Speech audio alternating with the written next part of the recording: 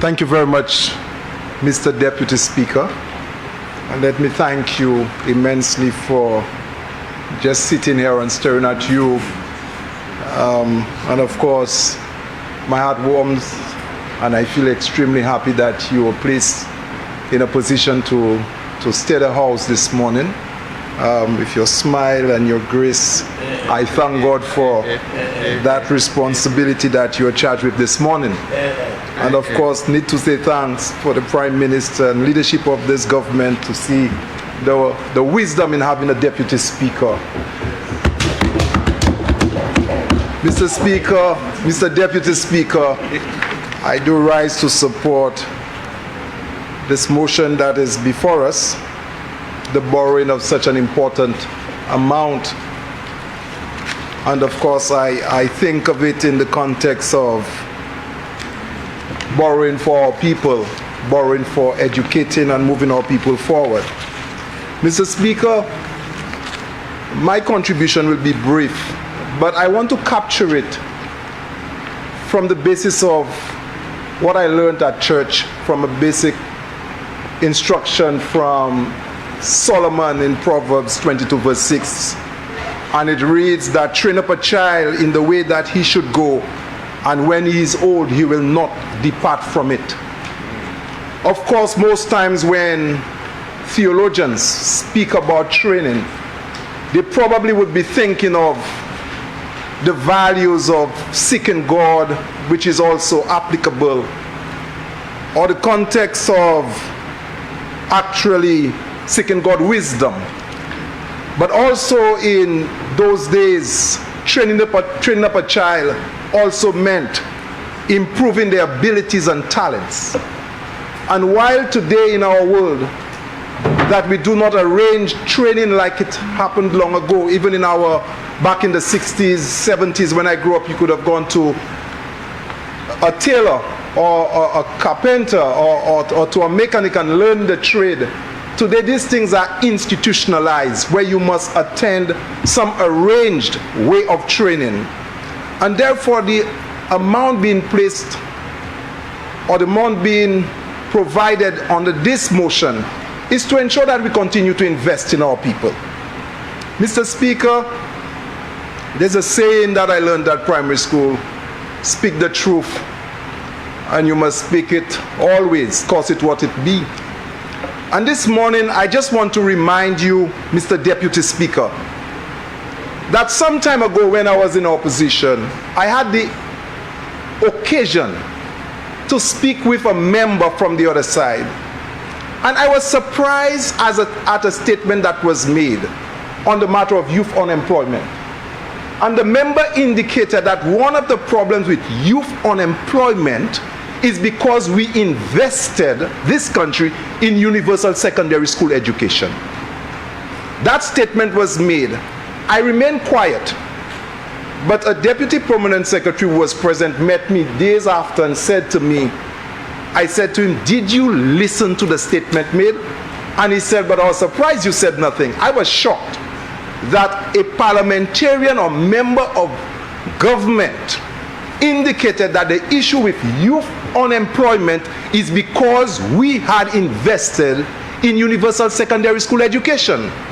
The argument was being made that because children had the opportunity to go to secondary school education, they were not interested in learning skills.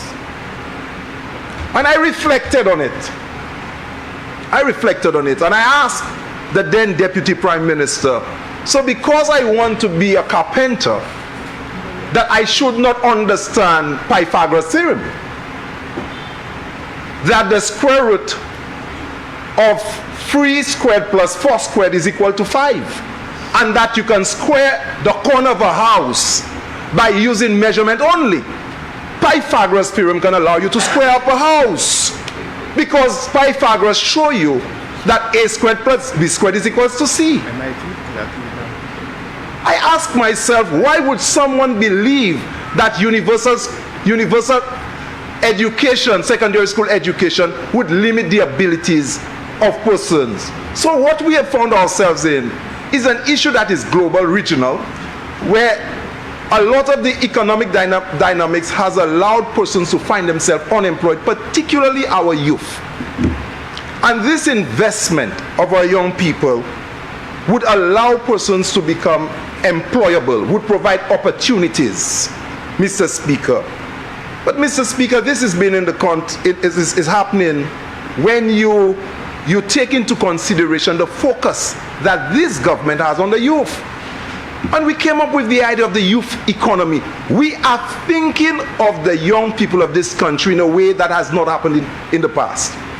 We are not just giving lip service, but the youth economy. Why would you think of the youth economy? Because we are concerned about unemployment and we want to give opportunities to young people. But how do they take opportunities when you set up the youth economy? By providing training to them. Because yes, you have a CXC in mass, and of course, I know at some point in time, the Minister of Education, will provide support and will speak to how we are engineering the educational system. But of course, we will see how we will link all of these things coming together. So, Mr. Speaker, there is a big difference in what has happened in the past and what we're trying to do. The trajectory is important, where we are heading. So, of course, yes, we will equip our young people with abilities so that they can be innovative, and we are starting to see a lot of this happening. A lot of the young persons I am seeing coming to me in my constituency are looking for small business opportunities. They are also interested in providing training. Even when they had their dropout experience at secondary school, they are willing to take up the opportunities if presented to them. And I usually applaud those persons, and I go out of my way and say to them, any person who, whether you are UW, SLP, you are interested in continuing your education at this time, I will find on the CDP to help you.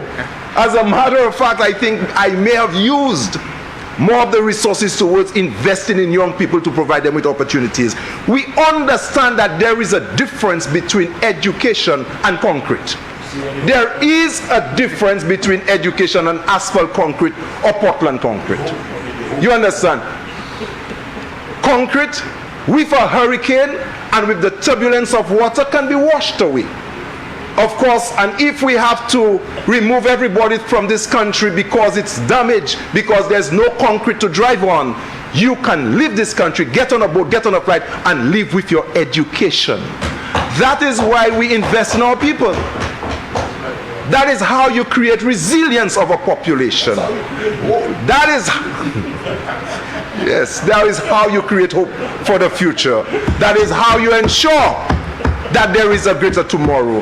So, of course, Mr. Speaker, this country believes that there is a fundamental difference between education and concrete.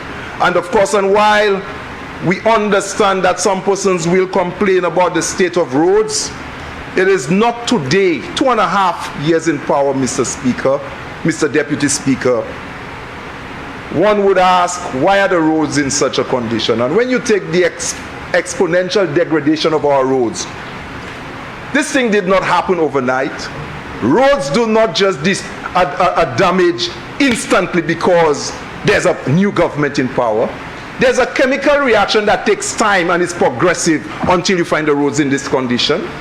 But it seems as if we are the ones responsible. No, we accept the responsibility because we are in power. But of course, we are taking our time and we'll correct it.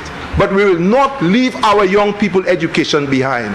And that is why we are investing every cent we can strategically to ensure that there is a better tomorrow for our people.